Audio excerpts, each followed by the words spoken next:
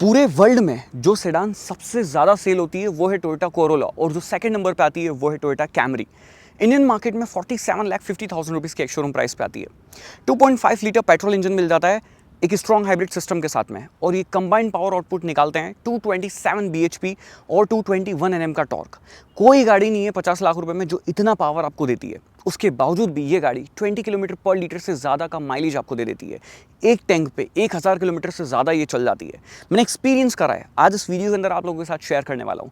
क्यों ये इतनी रिलायबल है, क्यों इतनी ज़्यादा सेल होती है, और क्या जो 12-15 लाख रुपए ज़्यादा देने पे जर्मन कार्स या सो कॉल्ड लग्जरी कार्स आती है उनसे ज़्यादा ये वैल्यू फॉर मनी मुझे लगती है। आज इस वीडियो के अंदर मैं आपको हर एक चीज़ एक्सप्लेन कर देता हूँ। चलिए स्टार्ट करते हैं एक depth review of Toyota Camry का। सबसे पहले बात करते हैं गाड़ी की इंजन बे की, कि ओवरऑल इंजन कैसा है दिखने में एंड क्या पावर है और सारी चीज़ें हैं।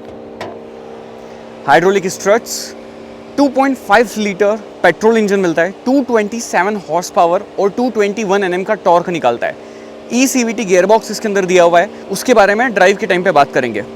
फ्यूल एफिशिएंसी 25.3 की कंपनी क्लेम करती है, but real world fuel efficiency around 20 to 22 kilometre पर लीटर की आराम से आपको मिल जाती है। ठीक है, अभी इसको मैं करता हूँ क्लोज। ऊपर इंसुलेशन प्लेट भी है। गाड़ी की बिल्ड क्वालिटी बहुत अच्छी है, 5 स्टार रेटिंग है। अब सबसे पहले फ्रंट की बात करते हैं। लुक्स की बात करें तो डिज़ाइन बहुत अच्छी है, बहुत sleek, simple, sober, premium look जो है वो आता है। एडास गाड़ी के अंदर आता है। हाई बीम असिस्ट फंक्शन के साथ में जो है वो प्रोजेक्टर सेटअप दिए गए हैं। ये DRL और टर्न इंडिकेटर का काम करते हैं। नीचे पार्किंग सेंसर्स हैं, फ्रंट में कैमरा है, 360 कैमरा है, फॉग लैंप है यहाँ पर गाड़ी के अंदर, और टोयोटा का लोगो यहाँ पर है। ग्रिल कुछ इस टाइप से है। ओवरऑल देखने में गाड़ी बहुत अच्छी लगती है। मल्टीपल कलर ऑप्शंस आते हैं, ब्लैक, रेड, वाइट और ये सिल्वर कलर आपके सामने है। मुझे पर्टिकुलर रेड कलर के अंदर और वाइट कलर के अंदर कैमरी जो नई वाली आई है वो बहुत ही बढ़िया लगती है। अब डिपेंड करता है आपको कौन सी कलर पसंद आए, आप अपने अकॉर्डिंगली चूज़ कर सकते हैं। अब लेंथ की अगर बात करें तो 4.9 मीटर से भी ज़्यादा लेंथ है इसकी। 2800 mm से ज़्यादा व्हील बेस है इस गाड़ी का। और कंपेयर करें तो लेंथ जो है वो 3 सीरीज़ और C क्लास से ज़्यादा है, बट व्हील बेस के मामले में जो है वो 3 सीरीज़ और लॉन्ग व्हील बेस सबसे ज़्यादा है, फिर C क्लास है और फिर कैमरी है। अब एक और चीज़ बता देता हूँ, ये गाड़ी, ये रोड जो है वो आगे जाके बंद है, देखना वो गाड़ी यू टर्न लेके आ जाएगी। दैट्स वाई मैं यहाँ पर खड़े होकर जो है वो वीडियो बना लेता हूँ। ऐसा नहीं है कि मेन रोड पे गाड़ी मैंने खड़ी करी, कुछ लोगों के दिमाग में आ सकता है, इसलिए पहले बता दूँ। लोग यहाँ पर सीखते हैं, बच्चे स्केटिंग वगैरह करते हैं और शाम को खेलते भी हैं क्रिकेट वगैरह। तो ये रोड पूरी खाली है, एम्प्टी है, चालू रोड नहीं है। दैट्स वाई यहाँ पर गाड़ी खड़ी करके वीडियो शूट कर रहा हूँ। 18 इंचेस के ब्रिज स्टोन के टायर यहाँ पर है। 235/45 R18 इनकी प्रोफाइल है। फ्रंट एंड रियर में डिस्क ब्रेक मिलता है। 145 mm का ग्राउंड क्लियरेंस है। ऑलमोस्ट सभी जगह से गाड़ी जो है वो NCR में तो निकल गई, कहीं कोई प्रॉब्लम नहीं आई है। कुछ जो बहुत ही ज़्यादा बड़े बम्प्स होते हैं वहाँ पर आपको थोड़ा सा ध्यान रखना पड़ता है, बट गाड़ी निकल जाती है, कोई ऐसी दिक्कत नहीं आती है। लॉन्ग व्हील बेस है, 4 लोग बैठे हैं, बूट में लगेज है थोड़ा सा, और अगर मान लो ग्राउंड क्लियरेंस कम हो गया है तो हल्की सी तिरछी करके आप निकाल लोगे, बट ऐसा नहीं है कि गाड़ी को जो है वो आपको टर्न लेना पड़ेगा। तो थोड़ी सी हैबिट बनेगी, बट फिर गाड़ी जो है वो आप निकाल पाओगे। टिंटेड विंडोज़ हैं, क्रोम आप लोगों को सराउंड मिल जाती है पूरे ग्लास के आसपास में, प्रीमियम लुक दे देती है। डोर माउंटेड ORVMs हैं गाड़ी के अंदर। फ्रंट में दोनों ही साइड में जो है वो रिक्वेस्ट सेंसर भी आपको मिल जाते हैं फ्रंट डोर्स में। रियर में आप ये देख सकते हो same tyre profile disc brake के साथ में है। अब पीछे जो है वो डिफॉगर है, ऊपर कोई शार्क फिन एंटीना वगैरह नहीं है। रियर डिज़ाइन भी जो है वो बहुत अच्छी है। पीछे से डिज़ाइन कुछ इस टाइप से है। टेल लैम्प्स देखने में रात में स्पेशली बहुत प्यारे लगते हैं। टर्न इंडिकेटर्स अगेन अच्छे लग रहे हैं देखने में, बट ये जो है वो हैलोजन में आपको मिलते हैं। फिर उसके बाद में कैमरी कुछ इस टाइप से लिखा हुआ है। हाइब्रिड इलेक्ट्रिक व्हीकल, ये यहाँ पर भी बैच है और एक यहाँ पर फेंडर पे भी है, हाइब्रिड इलेक्ट्रिक व्हीकल। ठीक है, तो ये बैटरी पे कम्प्लीटली रन हो सकती है। मतलब एक होता है कि बैटरी और मतलब लाइक पेट्रोल इंजन दोनों कंबाइंड आपको ऐसे चल रहे होते हैं, ये पर्टिकुलर सिर्फ EV मोड के ऊपर भी चल सकती है, वो भी मैं आपको करके बताऊंगा। पीछे पार्किंग सेंसर्स हैं, कैमरा है, डिफॉगर मैंने आपको बता ही दिया है, और ग्राउंड क्लियरेंस भी आपको बता दिया है। पर रियर जो ये ऐसे आपका एंगल है वो काफ़ी सही है। मतलब पीछे से गाड़ी जो है वो लगती नहीं है, कहीं पार्क वगैरह करने में परेशानी नहीं आती है। इधर ये जो Y लिखा हुआ है, इसके नीचे यहाँ पर रिक्वेस्ट सेंसर है, और बूट जो है वो कुछ इस टाइप से ओपन हो जाता है।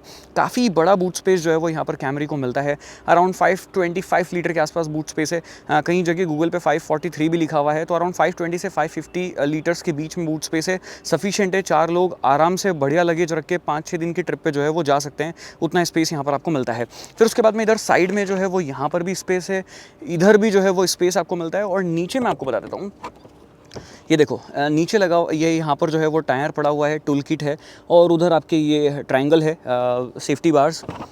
एंड अब इसको रख देते हैं बैग को वापस अंदर, ठीक है। और यहाँ पर एक ही ऐसे है, इससे आप जो है वो इसको क्लोज कर सकते हैं कुछ इस टाइप से। अब मैं गाड़ी के अंदर बैठ के आपको बताता हूँ कि अंदर जो स्पेस वगैरह कितना है। यहाँ पर आपके पास में 50 लीटर का फ्यूल टैंक कैपेसिटी है, और 50 लीटर का फ्यूल टैंक कैपेसिटी भी जो है वो बिल्कुल कम नहीं पड़ता है, आराम से आपका जो है वो काफ़ी लॉन्ग लास्टिंग रहने वाला है। 1000 किलोमीटर जो है वो एक टैंक पे चल जाती है। ये मैनुअल दिए हुए हैं, बट उसके अलावा ग्रीन ग्लासेस हैं, तो गाड़ी जो है वो अंदर से ज़्यादा हीट नहीं होती है, ये चीज़ बहुत बढ़िया है। और फिर उसके बाद में यहाँ पर ये door handles soft touch material, ये सॉफ्ट टच मटेरियल है, ये जो है हार्ड प्लास्टिक है।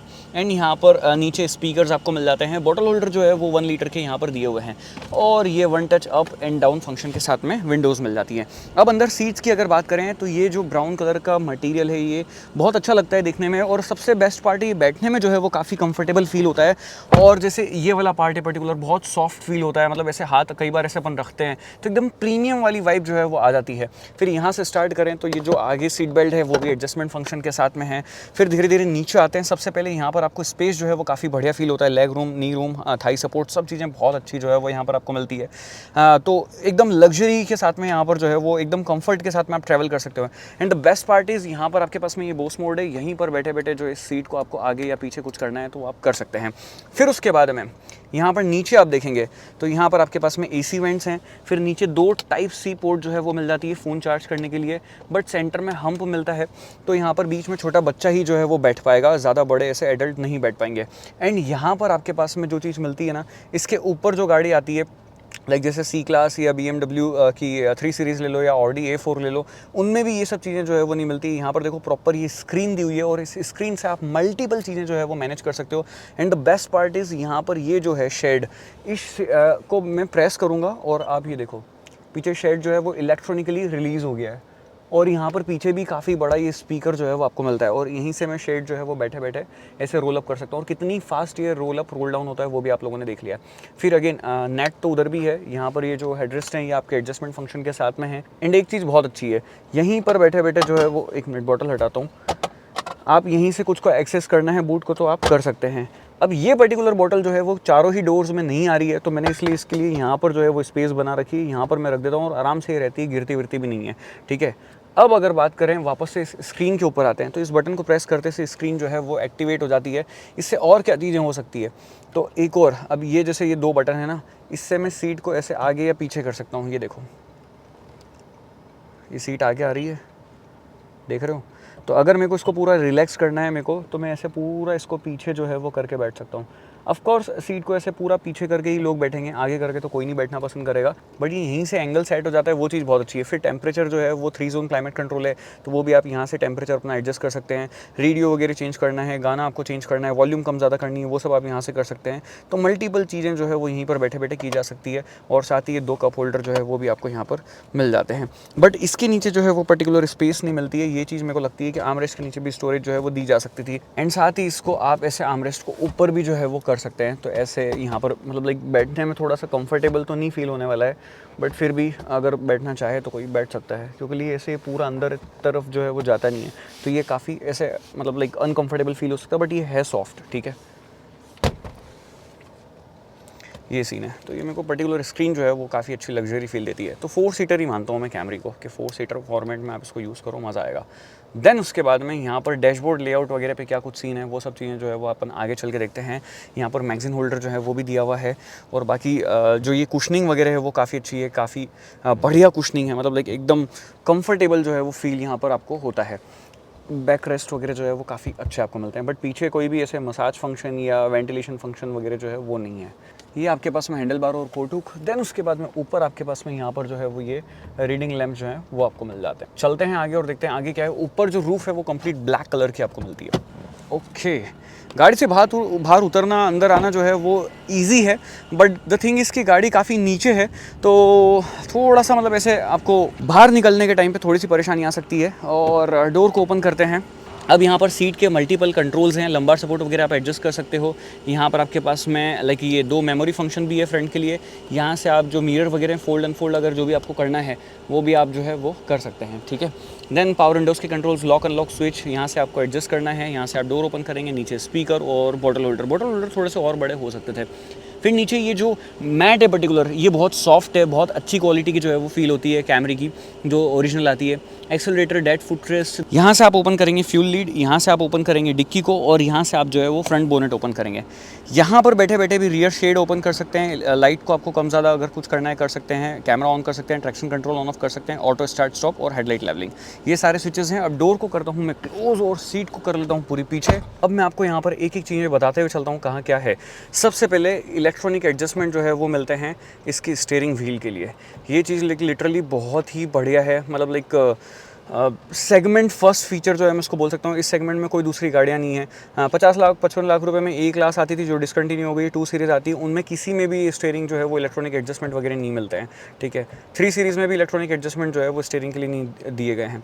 फिर यहाँ पर अगर आप देखोगे तो यहाँ पर सारे कंट्रोल्स हैं। यहाँ से आप जो है वो आपकी ये इंस्ट्रूमेंट क्लस्टर है, इसको आप एडजस्ट कर सकते हैं। यहाँ पर मल्टीपल चीज़ें जो है वो आप टॉगल कर सकते हैं जो भी आपको लगाना है, और आपको चेंज करना है कुछ कि लाइक तो वो आप चेंज भी जो है वो यहाँ पर कर सकते हैं। जैसे अगर मैं ये सेटिंग में गया कि मेरे को यहाँ पर क्या चाहिए, तो ट्रिप है, ट्रिप भी, एनर्जी मॉनिटर, टायर प्रेशर, ये सब चीज़ें जो है वो आप यहाँ पर देख सकते हैं। ब्लैंक ड्राइविंग सपोर्ट, मेरे को पर्टिकुलर जो है वो यहाँ पर पता है क्या अच्छा लगता है, एनर्जी मॉनिटर। फिर उसके बाद में यहाँ पर आपको क्या देखना है वो आप देख सकते हैं, मैंने यहाँ पर मैप लगाया हुआ है। इधर आपको फ्यूल इकोनॉमी देखनी है, इको स्कोर वगैरह जो भी देखना है, नेविगेशन, वो आप यहाँ पर लगा सकते हैं। तो मैंने यहाँ पर फ्यूल इकोनॉमी जो है वो लगाई हुई है, ठीक है। 16.3 kmpl यहाँ पर दिखा रहा है अभी, ये इसके ऊपर मत जाना बिकॉज अभी बहुत टाइम से गाड़ी खड़ी है शूट के लिए, एंड कभी एक्सेलरेशन वगैरह के शॉट्स वगैरह ले रहे थे तो उस वजह से फ्यूल एफिशिएंसी ड्रॉप हो गया। अदरवाइज 17.9 18.1 के आसपास जो है वो दिखा रहा था। नीचे ऑडोमीटर है, टेम्परेचर मीटर है, उधर वो ईवी मोड पे है तो वहाँ पर ईवी का जो है वो आ रहा है। रेंज कितनी है वो बता रहा है, लाइक फ्यूल अप होने के बाद में कितनी है चल जाएगी कंप्लीट, वो सब चीज़ें यहाँ पर आपको बताता है। ऊपर टेम्परेचर जो है वो थोड़ा सा ये पता नहीं क्यों अपडेट नहीं हो रहा, गलत बता रहा है, 29 डिग्री नहीं हो रहा है, अभी हो रहा है 42 डिग्री हो रहा है यहाँ पर, ठीक है। देन ऊपर टाइम बता रहा है 4:17 हो रहे हैं। फिर यहाँ पर पैडल शिफ्टर्स दिए हुए हैं। इधर आपके पास में जो है वो ये वाइपर वॉशर के कंट्रोल्स हैं। इधर आपके पास में हेडलैम्प्स और टर्न इंडिकेटर के कंट्रोल्स हैं। इधर आपके पास में cruise control, adaptive cruise control मिलता है। यहाँ से आप ट्रैक चेंज करेंगे, यहाँ से आपको अगर मोड चेंज करना है, जो भी लाइक आपको सॉन्ग या एप्पल कारप्ले वगैरह पर शिफ्ट करना है वो कर सकते हैं। वॉल्यूम कम ज़्यादा करना है और वॉल्यूम लाइक ये आपका यहाँ से आपका ये वॉइस असिस्टेंट फीचर स्टार्ट हो जाता है। बाकी ये लेदर रैप्ड में होता है, स्टीयरिंग अच्छा लगता है, बट ये बीच वाला पार्ट जो है हॉर्न पैड वाला, ये थोड़ा और बेटर हो सकता है, इसको और अच्छा जो है वो किया जा सकता है। बीच में काफ़ी बड़ा ये डिस्प्ले मिलता है। डिस्प्ले की यूआई जो है वो काफ़ी ईजी है। सेटिंग्स में ही मोस्टली जो है वो आपको सभी चीज़ें जो है वो मिल जाती है जो भी आपको एडजस्ट करना है। साउंड और मीडिया का जो है वो मैं आपको यहाँ पर बता देता हूँ कि यहाँ पर आपको जो भी सेटिंग करनी है वो सब इस टाइप से मिलती है। मीडिया में आप जाते हैं तो ऐसा है, लाइक कुछ ऐसे वो हर चीज़ मतलब बोलते हैं ना कि अलग अलग आप ऐसे वो ट्यून वगैरह कर सकते हो, वो नहीं है। बस बेसिक चीज़ें जो है वो यहाँ पर मिलती है। डेट, वाईफाई, डिस्प्ले, अगर डिस्प्ले में आप आओगे, स्क्रीन, कैमरा, ठीक है, नाइट डार्क थीम रखनी है, डेड लाइट रखनी है, ऑटो पे कर देते हैं इसको तो ठीक है, ऑटो पे रहेगी। ब्राइटनेस कॉन्ट्रास्ट आप सेट कर सकते हो। फिर कैमरा की ब्राइटनेस कॉन्ट्रास्ट वगैरह जो है वो आप सेट कर सकते हो। देन नेविगेशन से रिलेटेड अच्छी चीज़ें हैं। नेविगेशन जो इसका है वो डिसेंट है, मतलब एक बहुत ज़्यादा ऐसा नहीं लगा मेरे को। ऐसा लगता है कि एप्पल कारप्ले में आप जो है अगर आप गूगल मैप यूज़ कर रहे हो तो थोड़ा सा ज़्यादा बेटर है, बट स्टिल जो है वो काम कर जाता है। अगर कभी एप्पल कारप्ले एंड्रॉइड आपको नहीं चलाना है तो आप इससे चला सकते हैं। अब यहाँ पर अगर आप आते हो गाड़ी की सेटिंग में तो क्लाइमेट कंट्रोल जो है वो आप यहाँ पर बैठे बैठे सेट कर सकते हो, पीछे का, आगे का, और ये ऑप्शन जो है वो आपको मिल जाता है क्या कैसे रखना है। फिर उसके बाद में ट्रिप इन्फॉर्मेशन जो है वो यहीं पर आपको सभी चीज़ें जो है वो बता देगी। हिस्ट्री जो है वो क्या है वो आपको यहाँ पर बता देगी। देन उसके बाद में एनर्जी फ्लो जो है वो पूरा है कि यहाँ पर चार्ट आ जाता है कि कहाँ से एनर्जी कहाँ जा रही है, इंजन से क्या बैटरी में जा रही है, बैटरी से टायर में जा रही है, टायर से लाइक रीजनरेशन हो रहा है तो क्या बैटरी चार्ज हो रही है, वो सब आपको यहाँ पर बताएगा। फिर उसके बाद में कस्टमाइज़ जो है वो भी आप यहाँ पर कर सकते हैं। मल्टीपल चीज़ें जैसे लाइट्स हैं तो कैसे रहनी चाहिए, इल्यूमिनेशन वगैरह जो है वो कैसा रहना चाहिए, ये देखो ब्राइटनेस कम ज़्यादा करनी है। डोर कंट्रोल जो है वो आप यहाँ पे बोर्डिंग और एग्जिट के टाइम पे क्या होना है, स्लाइड सीट पूरी पीछे करनी है कि नहीं करनी है, क्लाइमेट और यूटिलिटी, ठीक है। बाकी इधर आपका कॉल, म्यूज़िक और इधर आपका जो है वो नेविगेशन हो जाएगा। दैट्स इट, ये सारी चीज़ें हैं। अब यहाँ पर एसी के जो है फिजिकल स्विचेस हैं, आई रियली अप्रिशिएट दैट, बहुत सही हैं, इनका फीडबैक अच्छा है और ईजी टू यूज़ जो है वो यहाँ पर आपको ये मिल जाते हैं। वेंटिलेशन फंक्शन जो है वो दोनों ही सीट के लिए फ्रंट में दिया हुआ है। ऑटो स्विच यहाँ पर, ये जो है वो आपके ये एसी वेंट है, हैजार्ड लैम्प का स्विच यहाँ पर है। नीचे यहाँ पर अगर आप देखोगे तो 2 टाइप सी पोर्ट और 1 टाइप सी पोर्ट आपको मिलती है। Wired Android auto, Apple CarPlay अगर आपको यूज़ करना है तो कर सकते हो। वायरलेस चार्जर यहाँ पर दिया हुआ है। फिर उसके बाद में ये ECVT gear gearbox, 2 cup holder, ये स्पेस जो है वो काफ़ी बढ़िया है, मतलब ऐसी टनल से यहाँ पर बना दी गई है। फिर इको, नॉर्मल, स्पोर्ट्स 3 मोड है, ईवी मोड है, auto hold function, electronic parking brake, and यहाँ पर काफ़ी बढ़िया स्टोरेज आपको मिलता है, ठीक है। एंड साथ ही ये 12 वोल्ट का पावर सॉकेट जो है वो भी यहाँ पर दिया हुआ है। अब यहाँ पर अगर आप देखोगे तो ग्लव बॉक्स जो है उसकी भी साइज़ काफ़ी अच्छी है, फाइल वगैरह जो है वो यहाँ पर आप रख सकते हैं। बाकी इस सीट का लेआउट जो है वो अच्छा है, कोई परेशानी नहीं है, बढ़िया कंफर्टेबल सीट जो है वो यहाँ पर आपको दी गई है। ओवरऑल बढ़िया फिनिश है, मटेरियल क्वालिटी, और मतलब यहाँ पर आप बैठ के 500-600 किलोमीटर भी चले जाओगे नॉन स्टॉप, आपको थकान महसूस नहीं होगी। फिर यहाँ पर वैनिटी मिरर लाइट के साथ में है, ठीक है, और इधर भी same setup vanity mirror light के साथ में जो है वो आपको दिया हुआ है। ऊपर कुछ स्विचेस हैं, सनग्लास होल्डर जो है वो यहाँ पर मिस है, और इधर आपके पास में ये डोर का स्विच, लाइट्स वगैरह जो है आपको ऑन ऑफ करनी है वो आप यहाँ से जो है वो कर सकते हैं। बाकी शेड वगैरह जो ओपन करना है तो वो आपको यहाँ से करना पड़ेगा। ये यहाँ से ऐसे सनरूफ ओपन हो रहा है, कुछ इतना बड़ा सनरूफ मिलता है आपको, ये देखो पूरा ओपन हो गया। अब मैं इसको क्लोज कर देता हूँ। ये शेड जो है वो आपको मैन्युअली लगाना पड़ेगा, बट काफ़ी सही है, मतलब ऐसे बहुत ज़्यादा गर्म तो नहीं होने देगा, ठीक है। और बाकी ऊपर ऑटो डिमिंग IRVM तो है ही। तो ये सारी चीज़ें हैं टोयोटा कैमरी के अंदर। लग्जरी है, स्पेशियस है, कंफर्टेबल है, सारे काम के फीचर्स आपको मिल जाते हैं। Wireless Android auto Apple CarPlay भी है, AC की कूलिंग वगैरह बहुत अच्छी है। अब चला के देखते हैं कि चलाने में गाड़ी कैसी है, परफॉर्मेंस कैसी है, ओवरऑल कंफर्ट जो है वो कैसा है। मैं आपको हर एक चीज़ एक्सपीरियंस करवाता हूँ। बाकी JBL का म्यूज़िक सिस्टम भी आपको डिसेंट क्वालिटी के जो है वो म्यूज़िक दे देता है। मतलब बहुत ज़्यादा लाउड और बेस चाहिए तो शायद थोड़ा सा मिस कर सकते हो आप चीज़ें, बट हाँ एक मिड रेंज है, मिड रेंज से ऊपर का भी थोड़ा सा वो जो पार्टी मोड सा हो जाता है, अपनी इच्छा हो जाती है, वहाँ तक जो है वो बढ़िया आपको म्यूज़िक लग सकता है। चलिए अब चलाते हैं, तो चलते हैं। और डे टाइम एक्सपीरियंस अभी मैं आपको शेयर करता हूँ, बाद में नाइट ड्राइव एक्सपीरियंस भी शेयर कर दूंगा ओवरऑल कि रात में चलाने में कैसा फील होता है, हेडलैम्प्स वगैरह। बाकी फ़िलहाल गाड़ी के अंदर बैठना उतरना बहुत अच्छा लगता है। एक लग्जरी कार के अंदर आप बैठते हो वैसी फील आती है डोर ओपन करके जब आप अंदर स्टेप इन होते हो, बिकॉज थोड़ा सा लो सीटिंग जो है वो इसके अंदर आपको ये गाड़ी ऑफर करती है। 1 मिनट, जैसे ही गाड़ी को आप स्टार्ट करते हो, मतलब लाइक आपने एक्सीलरेट नहीं करा है, ब्रेक पे से पैर हटाया है, तो गाड़ी खुद से जो है वो क्रॉल करना स्टार्ट करती है धीरे धीरे। और ये फीचर बेसिकली जो है वो आपका ट्रैफिक में बहुत अच्छी तरीके से जो है वो काम आता है कि जब आपको बार बार ऐसा नहीं होता है कि एक्सीलरेट करना पड़ रहा है, खुद से ये 6-7 किलोमीटर पर आवर की स्पीड पे चल रही होती है, ठीक है। अभी आपने ये गियर लीवर है, डी पे डाल दिया, इनको लाइक ऐसे स्लॉट करना भी बहुत अच्छा है, मतलब लाइक ये देखो, तो ये बहुत ईजीली गियर जो है वो स्लॉट होते हैं और उसका फीडबैक भी काफ़ी अच्छा आता है, जो आवाज़ इससे आती है। और पार्क में डालते हैं, खुद से सारे चारों डोर्स अनलॉक हो सकते हैं। इनकी सेटिंग्स अगर आप चेंज करना चाहें तो वो भी कर सकते हैं। 360 कैमरा जो है वो आपको गाइड करता है। इसकी क्वालिटी नो डाउट रात में और दिन में दोनों ही टाइम पे बढ़िया है। और पूरा ये नीचे का क्लियर व्यू जो है वो भी आपको यहाँ पर मिलता है, ये देख सकते हो आप, ठीक है। तो ये चीज़ भी जो है वो काफ़ी बढ़िया है और ये बहुत अच्छी तरीके से आपको हेल्प करती है। अगर आप कहीं ख़राब रास्ते वगैरह में से जा रहे हो तो गाड़ी के नीचे से क्या चीज़ निकल रही है वो आपको जो है वो यहाँ पर हेल्प करती रहेगी, ठीक है। तो ये सभी चीज़ें हैं। अब इसको ऑटो पे करके मैं क्रॉस कर देता हूँ, फ़िलहाल के लिए स्क्रीन ऑन कर देते हैं। और मैं अभी टर्न करके इसको लाइक स्पोर्ट्स मोड में डालूंगा। मैं आपको एक्सेलरेट करके भी बता देता हूँ, उसके बाद में सिटी में एंड हाईवे पे ओवरऑल कैसा एक्सपीरियंस रहा उसके बारे में अपन बात करेंगे, ठीक है। गाड़ी लंबी है, चौड़ी है और वेट अराउंड 1650 kg के आसपास है गाड़ी का, ठीक है। अभी ये मैंने स्पोर्ट्स मोड इसका लगा दिया है। यहाँ पर आपके पास में इको, नॉर्मल, स्पोर्ट्स 3 स्विच है, बहुत ही इजीली है मोड स्विच करना। ब्रेक प्रेस करूँगा, इंजन रैव करेगा अराउंड 2500 RPM के आसपास। आप लोग देख लो, ये देखो ऑलमोस्ट 2300-2400 RPM तक ये रैव कर रहा है। ये वी गो, व्हील स्पिन हो रही है, 5000 मार्क क्रॉस, 110, 140 क्रॉस, 6000 का मार्क टच कर दिया।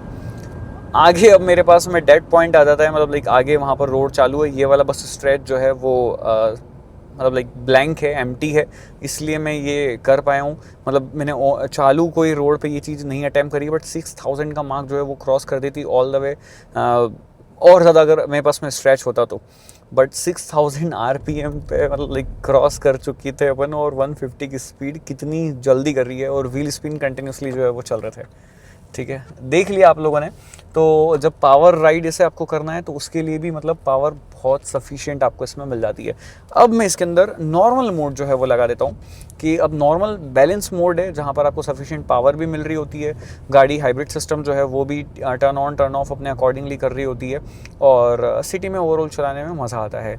जब आप अगर एक जैसे क्रूज़ करना चाहते हैं तब आप इको मोड पे डाल के जो है वो क्रूज़ कर सकते हैं। बाकी इको में भी अगर आप चलाओगे तो बहुत साइलेंट चलेगी और कोशिश करती है कि ज़्यादा से ज़्यादा फिर जो है वो बैटरी के ऊपर चले गाड़ी।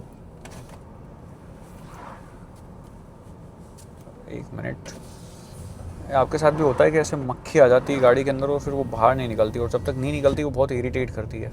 बताओ कमेंट करके, ये चीज़ तो मतलब शेयर करना जो भी ड्राइवर्स हो। अब एक तो द बेस्ट पार्ट इज़ कि गाड़ी का जो केबिन है वो बहुत साइलेंट फील होता है। मतलब जो ग्लासेस वगैरह यहाँ पर यूज़ कर रहे हैं वो बहुत ही सही है, इनमें लेयर्स हैं और मतलब बहुत साइलेंट कर देता है। डैम्पिंग गाड़ी की बहुत अच्छी है, बाहर का कोई मतलब ऐसे रोड नॉइज़ वगैरह ज़्यादा अंदर केबिन के अंदर नहीं आता है। हल्की सी जो मतलब ये CVT गियर का रहता ही है और इंजन है 2.5 लीटर का, तो अगर आप हार्ड एक्सेलरेट करोगे तो ये इंजन रॉर जो है वो सुनाई आती है, दैट्स इट। उसके अलावा कोई साउंड बाहर का नहीं आता है। और अगर आप आराम से चला रहे हो ना, गाड़ी एकदम साइलेंट फील होती है, बहुत साइलेंट। पीछे अगर कोई बैठा है, ड्राइवर आपका अच्छा है और उसको गाड़ी बहुत अच्छे से चलानी आती है, ट्रस्ट में पीछे बंदा जो है वो सो सकता है 3-4 घंटे, वो नींद निकाल लेगा। उस लेवल का कंफर्ट जो है वो यहाँ पर मिलता है, ठीक है। मैं ये नहीं बोल रहा हूँ पावर नैप ले, मैं बोल रहा हूँ लॉन्ग ड्राइव कर रहे हो 2-3 घंटे 4 घंटे आप सो सकते हो पीछे, उस लेवल का कंफर्ट यहाँ पर रहता है। ये जो सस्पेंशन है वो रोड को एडाप्ट मतलब करके ऐसे बनाए गए हैं। एडाप्टिव सस्पेंशन नहीं है, बट हाँ मतलब लाइक जो ओवरऑल इंडिया में जिस टाइप के रोड्स हैं उनको वो बहुत अच्छी तरीके से अडॉप्ट कर लेते हैं और एंडुलेशंस वगैरह बहुत अच्छी तरीके से कट डाउन कर देते हैं। क्योंकि मैंने इस सेगमेंट की दूसरी सारी गाड़ियाँ चलाई हुई, तो मेरे को पता है कि किस मतलब यही रोड पर मैं मोस्टली टेस्ट कर रहा होता हूँ, तो कि कहाँ वो गाड़ी कैसा परफॉर्म करती है और ये कैसा परफॉर्म करती है। एकदम ग्लाइड करते हुए चलती है ये, बहुत ही बढ़िया सस्पेंशन जो है वो कैमरे के आपको फील होते हैं, मज़ा आ जाता है इसके अंदर आपको, तो राइड क्वालिटी बहुत अच्छी मिल जाती है। अब ओवरऑल जैसा रिव्यू में करते हैं, व्यूइंग एंगल गाड़ी का सही है, सेडान है, ऑफ कोर्स आगे से बोनेट लो है तो बहुत ज़्यादा ऐसे बोनेट वगैरह तो नहीं दिखता है, बट हाँ सफिशिएंट आपका जो है वो मतलब ऐसे अंदाज़ा आपको लगा कि आपको चलाना पड़ता है सेडान, और वो हो जाता है अगर आपको आदत है तो, कोई ऐसे परेशानी नहीं आती है। बट हाँ लेंथ ज़्यादा है तो शायद इनिशियल डेज़ में अगर आपने इतनी लंबी गाड़ी नहीं चलाई तो थोड़ा सा लग सकता है, बट फिर आपको आदत पड़ जाएगी। फिर उसके अलावा ORVM काफ़ी बढ़िया व्यू पीछे का देते हैं, कोई परेशानी नहीं आती है। IRVM से डिसेंट व्यू आपको मिल जाता है, और बाकी 360 कैमरा बार बार ऑन हो जाता है, अगर कोई भी ऑब्जेक्ट आसपास आता है ये डिटेक्ट करता है आगे कोई गाड़ी वगैरह है। फ्रंट वार्निंग जो है वो भी आपको कोलिजन वार्निंग मिल जाती है, यहाँ पर रेड कलर का साइन वगैरह जो है वो पॉपअप हो जाता है। तो ADAS के फीचर्स मिल जाते हैं, लेन असिस्ट फंक्शन है, लेन की असिस्ट फंक्शन जो है वो भी यहाँ पर आपको दिया गया है एडाप्टिव क्रूज कंट्रोल के साथ में, और सभी चीज़ें बहुत अच्छी तरीके से काम करती हैं। वो सब अपन हाईवे पे एक्सपीरियंस करेंगे, अभी फ़िलहाल सिटी की बात कर रहे हैं।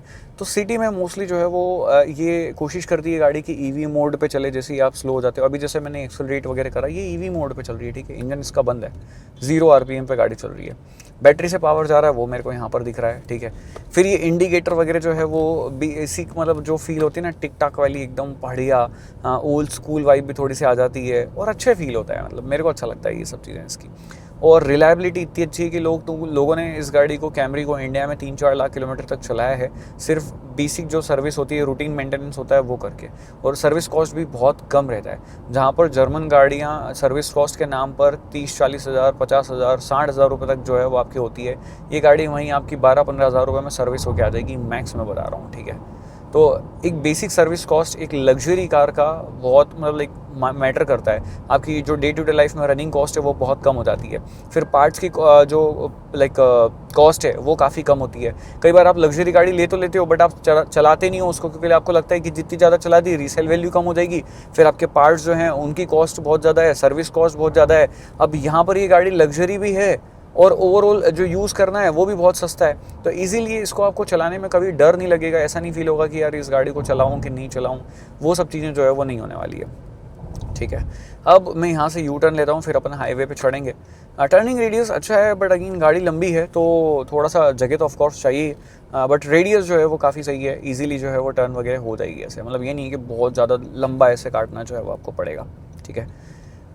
और बाकी जैसे आप टर्न वगैरह पे, अभी मैं टर्न कर रहा हूँ तो थोड़ा सा मतलब ऐसे बॉडी रोल फील हो रहा है गाड़ी के अंदर, बिकॉज सस्पेंशन जो है वो सॉफ्टर साइड में है, तो इसलिए थोड़ा बहुत भी अगर टर्न वगैरह गाड़ी कर रही है 40-50 की स्पीड पे भी हल्का सा बॉडी रोल जो है वो फील होता है, ओके। और बाकी ब्रेकिंग बाइट्स वगैरह गाड़ी की अच्छी हैं, बट द थिंग इज़ कि गाड़ी लाइक ऐसे मोमेंटम गेन कर लेती है और थोड़ी सी बल्की भी फील होती है। तो ब्रेक जब आप लगाते हो ना तो टायर से एकदम ऐसे हार्ड ब्रेकिंग पे स्क्रीमिंग नॉइज जो है वो आ जाती है। इवन तो आप एक्सेलरेट कर रहे हो या आप एकदम कॉर्नर पे ज़्यादा ऐसे टर्न ले रहे हो, बहुत फास्ट आपने एकदम से घुमा दी गाड़ी को, तब भी टायर नॉइज जो है वो ऐसे आ जाती है, और वो मेरे को तो बड़ी अच्छी लगती है टायर की नॉइज़। बाकी हाँ किसी लोगों कुछ लोगों को इरिटेट कर सकती है। या जैसे हो सकता है कि आप चला रहे हो और आपने मस्त से टर्न वगैरह ले लिया और वो टायर नॉइस से पीछे बैठे आपके पेरेंट्स जो है वो इरिटेट हो गए, क्या कर रहा है, व्हाट इज़ दिस बिहेवियर, वो चीज़ हो सकती है। बाकी स्क्रीन लेआउट वगैरह अच्छा है, यहाँ पर जितने भी एनिमेशंस वगैरह ग्राफिक्स वगैरह हैं वो बहुत ईजी टू यूज़ है, बहुत ईजी टू रीड है। कोई चीज़ ऐसी नहीं आती कि आपको ध्यान लगा के समझनी पड़ेगी, हर चीज़ की सेटिंग आपके ऑन फिंगर होती है। और 3 लेयर्स में जो है वो आप अलग अलग सेट कर सकते हो, मैंने वॉक अराउंड में आपको बता दिया है, आप लोग देख लेना। और अगर आपको ऐसे एक्सलरेट वगैरह करना है तो एक थोड़ा सा वो जो इंजन का ऐसे नॉइज़ आती है ना, पेट्रोल इंजन की रॉर आती है, वो अच्छी लगती है, फील अच्छी होती है, वो अच्छा लगता है कि वाह बढ़िया, मतलब एक बड़ा 2.5 लीटर का इंजन जो है वो हमारे सामने रैव कर रहा है और इस गाड़ी को इतनी अच्छी तरीके से क्रूज़ कर पा रहा है। सस्पेंशन की बात करी, स्टीयरिंग की बात करते हैं। अब देखो हाईवे पे आ चुके हैं, यहाँ पर स्टीयरिंग जो है वो अच्छा फील होता है, अच्छा कैलिब्रेट है, लाइटर साइड में, ऐसे हार्ड नहीं होता है, तो आपको चलाने में बिल्कुल थकान वगैरह महसूस नहीं होगी। कनेक्टेड फील भी होता है, ऐसा भी नहीं है कि लाइट है तो बहुत ही ज़्यादा मतलब आउट ऑफ कनेक्टेड फील हो रहा हो, सही फील है, ठीक है। अभी जैसे मेरे को लेन चेंज करनी है, क्विक लेन चेंज जो है वो आप कर सकते हो। 100 की स्पीड पे जो है वो अपन ड्राइव करते हैं, 100 की स्पीड पे जो है वो अपन क्रूज़ करते हैं यहाँ पर, और ठीक है अराउंड 1500 आरपीएम के आसपास में कार मतलब रैव कर रही है। अभी 120 की स्पीड पे जो है वो चलते हैं और देखते हैं कि वहाँ पे 120 की स्पीड पे कितने आरपीएम पे जो है वो गाड़ी चल रही होती है, ठीक है। तो आरपीएम लो कर करके इसने 1600 आरपीएम पे जो है वो पहुँचा दिए हैं। तो जो ये ई-सीवीटी गियरबॉक्स है वो आरपीएम काफ़ी लो रखता है और मेरे को लगता है कि शायद ये और लो चले जाएगा। ये देखो अब मैं 120 से ऊपर क्रॉस कर चुका हूँ और स्टिल ये 1500 आरपीएम के नीचे आ गया है। तो S6 से ऊपर तो नहीं जा रहा है, मैं थोड़ा सा और रैव करता हूँ। पैडल शिफ्टर्स ओके, ऊपर नहीं जा रहा है बट पता नहीं क्यों मतलब ये ऐसे 1500 आरपीएम से भी नीचे मतलब क्रूज कर रही है यार ये गाड़ी, ऑसम। तो इसका ये जो सीवीटी गियरबॉक्स है ये बड़े कमाल का है। मैं 110 पे एक बार क्रूज करके देखता हूँ कि 110 पे जो है वो क्या आरपीएम रहते हैं। द थिंग इज कि उसको मैं मैन्युअली जो है वो डाउन अप शिफ्ट नहीं कर पा रहा हूँ, डोंट नो भाई। ये देखो यहाँ पर भी अराउंड 1350 आरपीएम के आसपास में रैव कर रही है। मैं और स्लो कर देता हूँ, 100 की स्पीड पे लेके आ जाता हूँ कि 100 की स्पीड पे क्या होता है, क्योंकि 100 पे 1500 आरपीएम पे क्यों चल रही थी फिर, आरपीएम डाउन वो क्यों नहीं कर रही है, गियर अप क्यों नहीं कर रही है, ठीक है। अब 100 की स्पीड पे इसको समझ में आएगा, इको मोड और डाल देते हैं अपन, ठीक है। तो थोड़ा ये हो जाएगा इसको कि हाँ जितना ज़्यादा अप शिफ्ट कर सकती है कर लेगी फिर ये। और जब ये आप मोड डालते हो ना तब थोड़ा सा टाइम लगाता है वो ऐसे दिखा के और ऊपर आने में। अभी ईवी पे चलने लग गई है यार। और ठीक है मैंने एक्सेलरेट करके इंजन ऑन कर दिया, तो अगेन ये 1500 आरपीएम से नीचे ही रख रही है। मतलब 120 पे चल रहा हूँ तब भी 1500 आरपीएम से नीचे ही रख रही है, और 100 पे चल रहा हूँ तब भी ऑलमोस्ट 1300 आरपीएम के आसपास में जो है वो रैव कर रही है। तो दैट्स द पॉइंट। ये 2.5 लीटर इंजन और ई-सीवीटी गियरबॉक्स, एक तो इस बड़े डिस्प्लेसमेंट की वजह से ये गाड़ी जो है वो ज़्यादा स्ट्रेस में नहीं आती, इंजन ज़्यादा स्ट्रेस पे नहीं आता। अगर आप फास्ट भी चला रहे हो तो आरपीएम 1500 से नीचे रहते हैं 120 की स्पीड पे भी, तो आपकी गाड़ी पे क्या ही स्ट्रेस आएगा इंजन पे, ठीक है। आपकी गाड़ी बहुत बढ़िया माइलेज दे देगी और आपकी गाड़ी साथ के साथ जो है वो बिल्कुल ऐसे स्ट्रेस फ्री रहने वाली है, मेंटेनेंस फ्री रहने वाली है, वियर एंड टियर बिल्कुल ना के बराबर इंजन में होंगे। दैट्स द रीज़न कि टोयोटा इतनी रिलायबल गाड़ियाँ जो है वो बना पा रहा है, क्योंकि इनके पास में टेक्नोलॉजी इतनी नेक्स्ट लेवल है।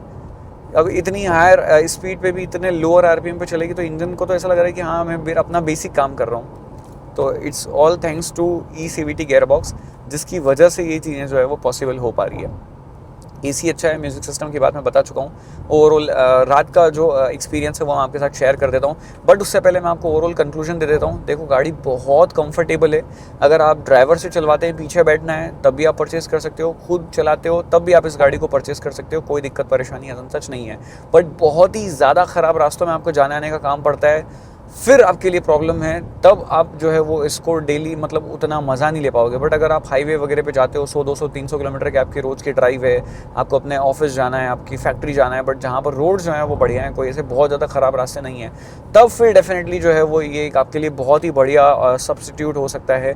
एक दूसरी जो जर्मन लग्जरी गाड़ियाँ हैं उससे आप उसको ना लेके आप इसको जो है वो परचेज़ कर सकते हो।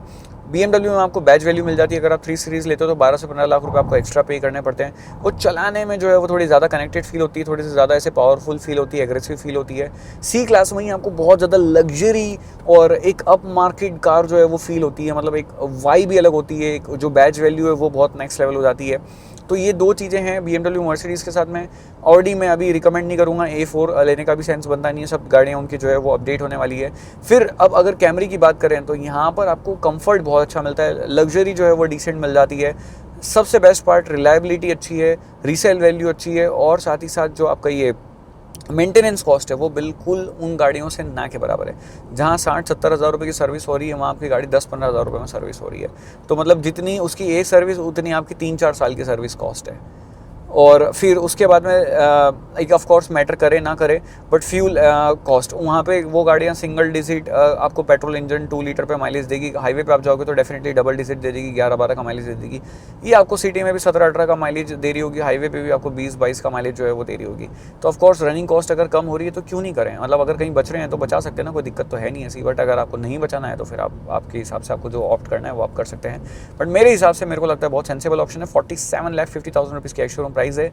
एक और चीज़ बहुत अच्छी है इस गाड़ी के साथ में, कहीं ना कहीं डीलर जो है वो कुछ थोड़ा बहुत डिस्काउंट दे देते हैं आपको, और वो डिस्काउंट अच्छा होता है कंपैरेटिवली जो दूसरी गाड़ियाँ आप परचेस कर रहे होते हो, ज़्यादा पैसा दे रहे होते हो उनके कंपेयर में इसके ऊपर जो मिल रहा है डिस्काउंट वो बहुत ही अच्छा होता है। अब मैं एग्जैक्ट नंबर या वो नहीं बताऊँगा, बिकॉज लोगों का फिर हो जाता है, वो जाके लोगों डीलर जो को बोलते हैं कि वहाँ पे तो वीडियो में हमने देखा था कि इतना डिस्काउंट मिल रहा है, आप लोग नहीं दे रहे हो। वो डीलर टू डीलर और सब चीज़ों के ऊपर डिपेंड करता है, स्टेट टू स्टेट। बट हाँ, एक बढ़िया डिस्काउंट जो है वो कैमरी पे आपको मिल जाता है, क्योंकि लिए बहुत ज़्यादा सेल नहीं होती, तो डीलर्स का रहता है कि ठीक है कोई कस्टमर आया है तो उसको अच्छा डिस्काउंट देके गाड़ी अपन सेल करें। बट गाड़ी नो डाउट बहुत अच्छी है, रियर सीट भी बहुत अच्छी है, फ्रंट सीट भी बहुत अच्छी है, स्पेस भी बहुत अच्छी है, कोई ऐसी कमी मेरे को लगी नहीं। बट हाँ, अगर अपडेट करना है तो जैसे स्टीयरिंग व्हील का ये वाला पार्ट थोड़ा सा अपडेट हो जाए, और थोड़ा बहुत जो मतलब लगी ऐसे मटीरियल जो दिखता है ओवरऑल मतलब है सॉफ्ट मटीरियल है, बट ये थोड़ा सा और बेटर जो है प्रीमियम फील जो है वो दे सकता है। दैट्स इट, बाकी सभी चीज़ें मतलब सॉर्टेड है। जिस प्राइस पॉइंट पे आती है ये गाड़ी सही लगी मेरे को। अब रात का एक्सपीरियंस थोड़ा बहुत आप ले लो कि हेडलैम्प वगैरह के थ्रोस कैसे हैं, बाकी इस रिव्यू को फिर ख़त्म करते हैं। तो आप लोगों को मैं नाइट ड्राइव एक्सपीरियंस बता देता हूँ, फिर से एक बार बता देता हूँ। ये DRL टर्न इंडिकेटर में भी चेंज हो जाती है, प्रोजेक्टर LED सेटअप है, नीचे फॉग लैम्प भी आपको दिए हुए हैं यहाँ पर, उन्हें एक बार मैं ऑन करके बताता हूँ, एंड हाई बीम भी ऑन करके बताता हूँ मैं आपको। ये सब सारी लाइट्स, एक मिनट इंडिकेटर भी ऑन कर देते हैं तो मैं आपको वो भी दिखा देता हूँ। ये देखो, तो अब ये इंडिकेटर ऑन हो गए, नीचे हाई बीम, ऊपर लो बीम, दोनों प्रोजेक्टर यूनिट, नीचे फॉग लैंप, ये पूरा लाइट सेटअप है कैमरी का फ्रंट में, ठीक है।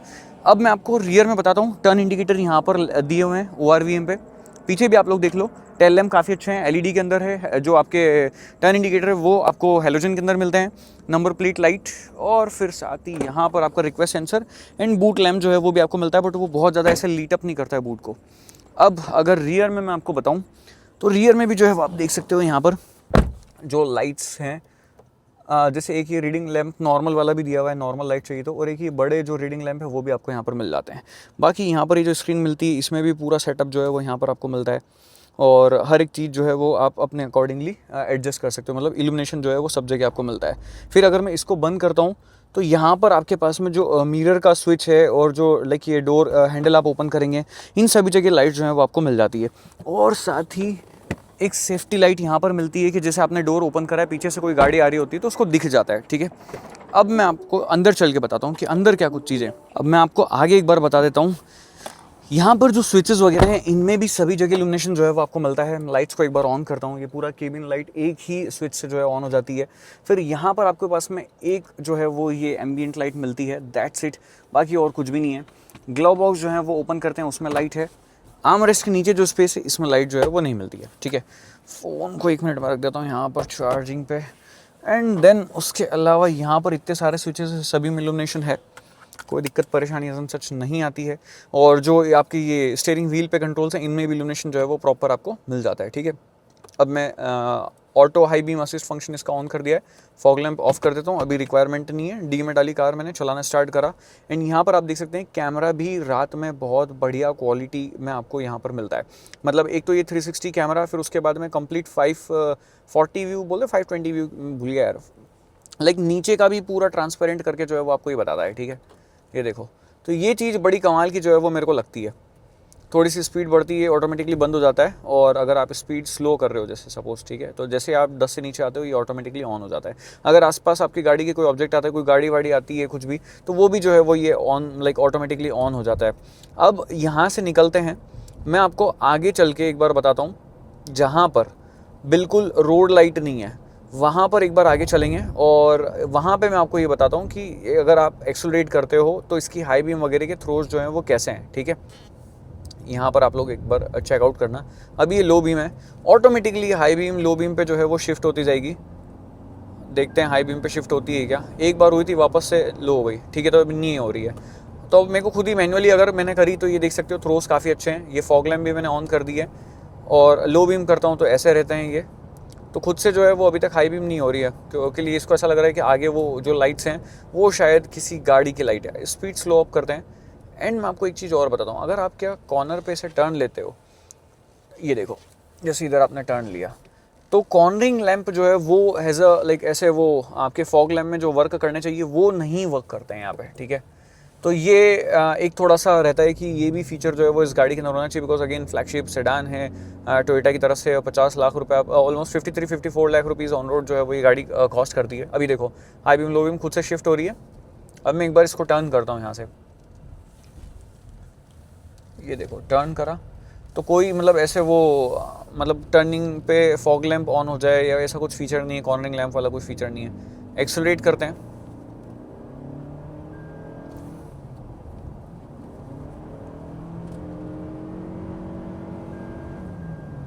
वन 120 तो क्या क्रॉस करती है, मतलब फील ही नहीं होता है इस गाड़ी के अंदर अगर इतनी स्पीड पे आप चल रहे हो तो।